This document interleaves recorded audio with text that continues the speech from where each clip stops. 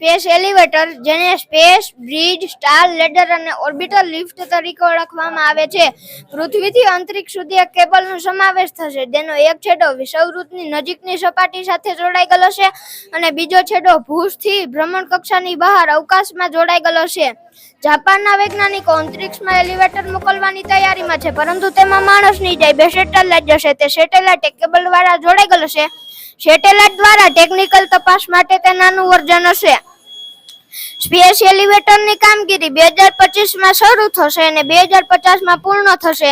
તેમાં carbon nano ટ્યુબનો ઉપયોગ થશે, જે પોલાદ કરતાં 20 ગણું મજબૂત હશે. વૈજ્ઞાનિકોના મતે વિખ્યાત બ્રિટિશ લેખક અને સ્વપ્નદ્રષ્ટા આર્થર સી ક્લાર્કે એક રોમાંચભરી આગાહી કરી. ઈસવીસન 2100 પહેલા લગભગ તે સાકાર થશે તે નિશ્ચિત છે. ધ ફાઉન્ડ ઓફ પેરેડાઇઝ એવા શીર્ષકવાળી 1979માં પ્રગટ થયેલી પોતાની એક કાલ્પનિક વિજ્ઞાન કથા છે. આ વિજ્ઞાન કથા આર્થર સી ક્લાર્કે માત્ર લખી નથી, પરંતુ તેની સંપૂર્ણ કથા પોતાની આસપાસ ગૂંથી. ક્લાર્ક અવકાશી લિફ્ટ એટલે કે સ્પેસ એલિવેટરની પરિકલ્પના કરી કે જેના ગ્રાઉન્ડ ફ્લોર એટલે કે પૃથ્વીનો ટોપનો માળ બાહ્ય અવકાશ 35,786 કિલોમીટર ઊંચી હશે. ગણી લો. એ પહેલા આપણે 3 વાસ્તવિક મુદ્દા છે કે એમાં પહેલો વાસ્તવિક મુદ્દો એમ કહેવા માંગે કે જે આર્થર સી ક્લાર્ક હતા ને, તે માત્ર વાર્તાકાર નહોતા, એ વૈજ્ઞાનિક પણ હતા. કે જ્યારે જે આપણે સંદેશાવ્યવહારની ઉપગ્રહ છે તે ભૂસ્થિર ભ્રમણકક્ષાની અંદર ગોઠવવાની ક્રાંતિકારી નુસ્ખો એમણે શોધ્યો હતો. જ્યારે કે જેમાં internet, satellite, TV, electronic banking તથા ઇન્ટરનેશનલ સબસ્ક્રાઇબર ડાયલિંગનો વર્તમાન યુગ તેમને આભારી છે. એમ કહેવામાં સહેજ પણ અતિશયોક્તિ નથી રહેતી. જ્યારે બીજો મુદ્દો એમ જોઈએ તો જેમાં એમ કહેવા માંગે છે કે પૃથ્વીથી 35,786 કિલોમીટર ઊંચે જે આ લિફ્ટ બાંધવાની છે, તેના માટે જરૂરી બનતી ટેકનોલોજી છે ને, એ થોડા જ વર્ષોની અંદર આપણે હસ્તગત થઈ શકે એમ છે. આ કામ થોડુંક અઘરું છે, પરંતુ અશક્ય છે એમ તો ના જ કહી શકીએ. જ્યારે ત્રીજો મુદ્દો એમ કહેવા માંગે કે પૃથ્વીથી જે કે આ અમેરિકનની સ્પેસ રિસર્ચ સંસ્થા કે જેનું નામ છે નાસા, એણે પણ પોતાનો રસ આની અંદર ધરાવ્યો છે કે તેણે પોતાની રીતે રૂપરેખા ઘડવા સંશોધકોની 2 ટીમો વચ્ચે આ કામ સ્વતંત્ર રીતે સોંપ્યું છે.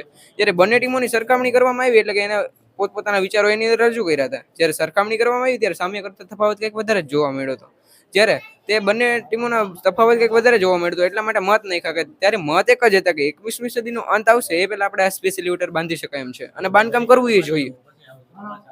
ભારતથી વાયુ યુરોપના રસ્તે અમેરિકાથી 15,000 કિલોમીટરનો અવકાશી પ્રવાસ ખેડવો આજકાલ હેલી વાત છે, પણ 1961માં પ્રથમ કોસ્મોનોટ યુરી ગાગરીનની પ્રથમ યાત્રા અંતરિક્ષ તરફ 300 કિલોમીટર સુધી ગયેલા કુલ માણસોનો જથ્થો હજી સુધી 1,000ના આંકડે પહોંચી શક્યો નથી. આખા વર્ષમાં માત્ર 25 જણાને જ અવકાશી પ્રવાસ જવા મળે છે, કારણ કે આ પ્રવાસ એટલો મોંઘો છે કે ભલભલા માણસોને પોસાય નહીં.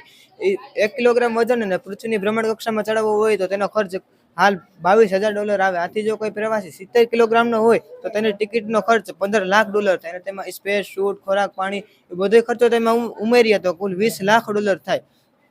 પૃથ્વીની ભ્રમણકક્ષામાં જતો અવકાશી યાત્રી જો વૈજ્ઞાનિક સંશોધન કરવા માટે અવકાશી સંશોધનના પ્રાથમિક તબક્કા દરમિયાન ભલે રોકેટ વાપરે, પરંતુ તેનો વહેલો મોડો ત્યાગ તો કરવાનો જ રહ્યો. જ્યારે હવે વાત કરીએ તો દુનિયાનું સર્વપ્રથમ જે આ સેટેલાઇટ હતું કે એનું નામ હતું સ્પુતનિક 1, કે તે ફક્ત 83.6 કિલોગ્રામનું જ હતું. કે જ્યારે આપણે 4 ઓક્ટોબર 1957ના રોજ જે આ બીચ બોલ જેવડા 58 સેમી વ્યાસ ધરાવતા જે સેટેલાઇટને આપણે અંતરિક્ષમાં મોકલ્યું, તેનું વજન 22,000 કિલોગ્રામ જેટલું હતું. આપણે કોઈ પણ વસ્તુનો મદદ રાખ્યા વગર જો આ રીતે આપણે પૃથ્વી અને અંતરિક્ષમાં એક કેબલ અટકાડ્યો હોય, તો એના દ્વારા આપણે રોજિંદા જીવનમાં સ્પેસ એલિવેટર દ્વારા આના દ્વારા આપણે 1200 ટન જેટલો સામાન આપણે અંતરિક્ષમાં મોકલી શકાય એમ છે. એમાં આપણે એને 1200 ટન એટલે કે 1,20,000 કિલોગ્રામ આપણે અંતરિક્ષમાં મોકલી શકીએ. ત્યાર દવા માટે શેનું ઉપયોગ થાય છે? કન્વેયર બેલ્ટ છે કે શું?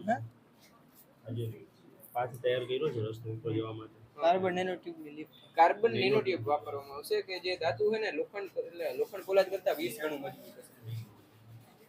1979માં સ્પેસ એલિવેટરના કિમિયાને પોતાની નવલકથામાં ચમકાવ્યો. એ જગ્યાએ બીજા કોઈ સામાન્ય લેખકે એ કિમિયો વર્ણવ્યો હોત તો એ વાત એટલી ગંભીરતાપૂર્વક ન લેવાત, પરંતુ આર્થર સી ક્લાર્ક પ્રખર વૈજ્ઞાનિક કે જેમણે ઇનસાઇટ જેવા ભૂસ્થિર સેટેલાઇટનો કાળક્રમે યુગ ગણ્યો છે. પૃથ્વીની આસપાસ ફરતા સેટેલાઇટ પૃથ્વીના જે તે સ્થળના સંદર્ભમાં સ્થિર રહે તે માટેની ફોર્મ્યુલા પણ તેમણે જ શોધી હતી.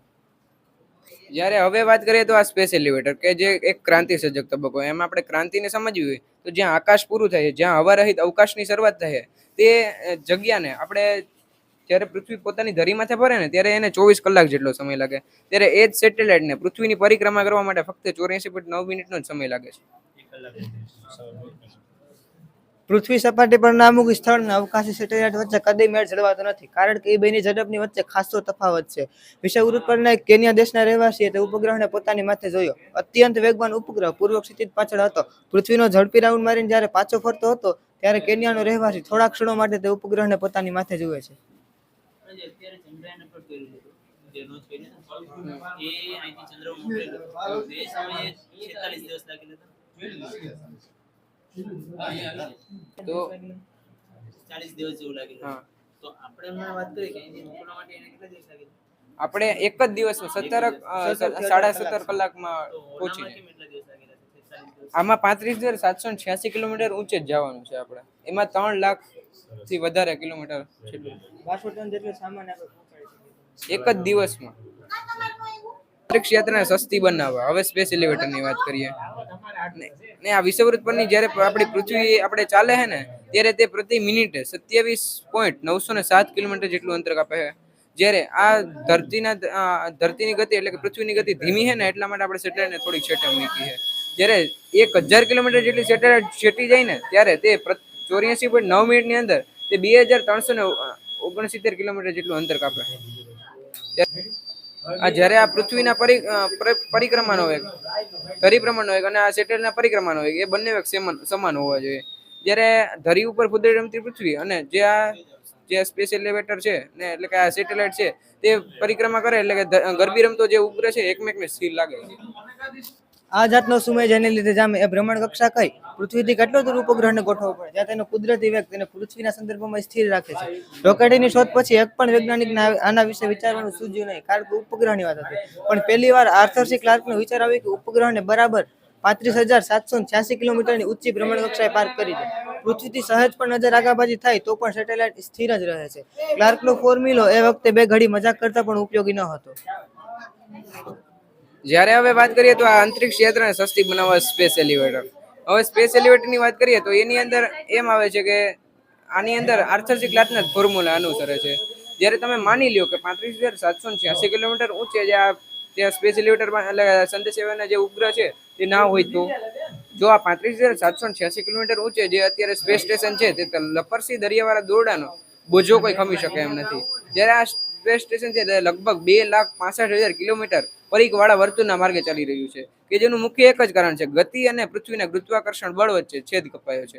આના દ્વારા સંતુલન પણ બને છે પણ એનું એ સંતુલન તૂટી જાય કેમ કે આ જે સ્પેસ એલિવેટર છે એનું કેબલ છે ને તેને સંતુલન ટકવા નથી દેતો. તેને ટકાવવા માટે નુસખાનો ત્રોટો નહીં પરંતુ અવકાશ મથક માટે બીજું 11,000 કિલોમીટર લાંબુ દોરડું બાંધો. દોરડાનો સામેનો છેડો પૃથ્વીના નીચેના પરની બદલે ઉપરની તરફ ફંગોળો. ક્યાંકથી મોટા કદનો લઘુગ્રહ લાવો. પૃથ્વીની નજીક અંતરિક્ષમાં ક્યાં લઘુગ્રહનો ત્રોટો છે, પછી દોરડાનો એક છેડો તેની લઘુગ્રહ સાથે બાંધો. આટલી વ્યવસ્થા પછી બીજા માળખાકીય ગોઠવણ કર્યા પછી સ્પેસ એલિવેટરના યાન લિફ્ટમાં ચલાવવા સિવાય પછી જોગવાઈ બાકી રહેતી નથી. જ્યારે હવે આ વાત કરીએ તો સ્પેસ એલિવેટરમાં આપણે બંધ કેબિનમાં થોડા જ કલાકોની અંદર આપણે અંતરિક્ષમાં પહોંચાડી શકાય એટલે સ્પેસ સ્ટેશને પહોંચી શકાય છે. અગાઉ જણાવ્યા મુજબ છે ને આપણે 1 કિલોગ્રામ રોકેટ દ્વારા અંતરિક્ષમાં પહોંચાડવાનો ખર્ચ છે ને તે $22,000 જેટલો આવે છે.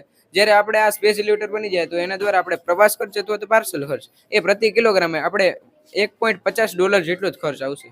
કેટલાની સ્પીડ પર સ્પેસ એલિવેટર જશે તે 2,000 કિલોમીટરની ઝડપે જાય પ્રતિ કલાક. 1 કલાકમાં 2,000 કિલોમીટર જેટલું અંતર કાપશે. વાસ્તવમાં રોકેટનો ખર્ચ આકાશી હોય છે, પરંતુ તેની સરખામણી સ્પેસ એલિવેટરનું સસ્તું ભાડું વધારે પૂરતું સસ્તું જ જણાય છે. વિષુવવૃત્ત પર ભૂસપાટીએ માત્ર 1 મિલીમીટર વ્યાસવાળા કાર્બન સ્ટીલનું કેબલ સાથે આરંભ કરો. પછી ઉપરની તરફ વધતા તળાવને પહોંચવા માટે કેબલનો વ્યાસ મોટો રાખતા જાઓ. કાર્બન સ્ટીલનું તાણ સમર જતા અવકાશ મથક પાસે એ કેબલનો વ્યાસ 40 અબજ કિલોમીટર હોવો જરૂરી છે. આ તકાતો જોતા કાર્બન સ્ટીલનું વાપરવું એ પ્રેક્ટિકલ કે પોસિબલ નથી. જ્યારે હવે આ વાત કરીએ તો જે આ સ્પેસ એલિવેટર છે એનું કેબલ છે ને એ પોતાના ભારને દ્વારા તૂટી ન જાય ને એટલા માટે આપણે બે મુદ્દા જોઈએ. તો એમાં પહેલો મુદ્દો એમ કહેવા માંગે કે પ્રતિ ઘન સેન્ટીમીટર એટલે પ્રતિ ઘન સેન્ટીમીટર આપણે કાર્બન સ્ટીલ 15માં ભાગ જેટલું વાપરવાનું. જ્યારે બીજો મુદ્દો એમ કહેવા માંગે કે તાણ સામર્થ્ય કાર્બન સ્ટીલ કરતાં આપણે 30 ગણું વધુ હોવું જોઈએ.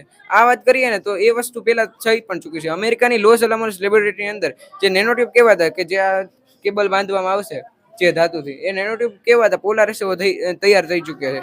જ્યારે દુનિયાનો સખ્ત પદાર્થ હોય તો હીરો એ આમાં કાચા માલ તરીકે ઉપયોગમાં આવ્યો છે.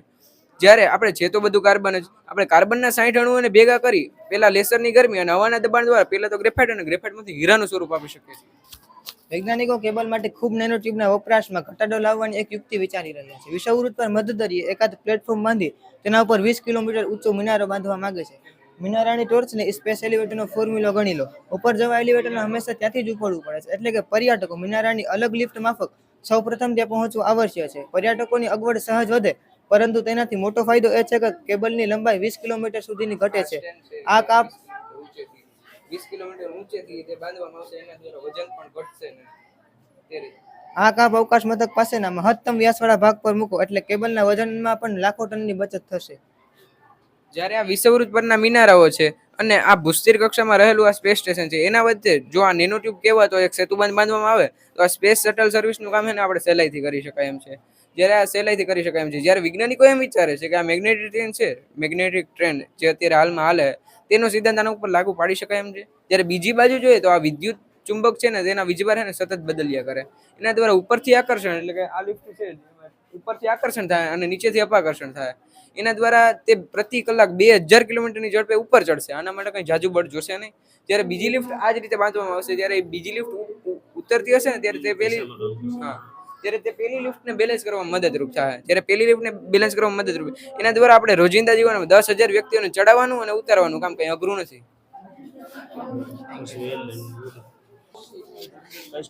બીનાબેન પરમાર.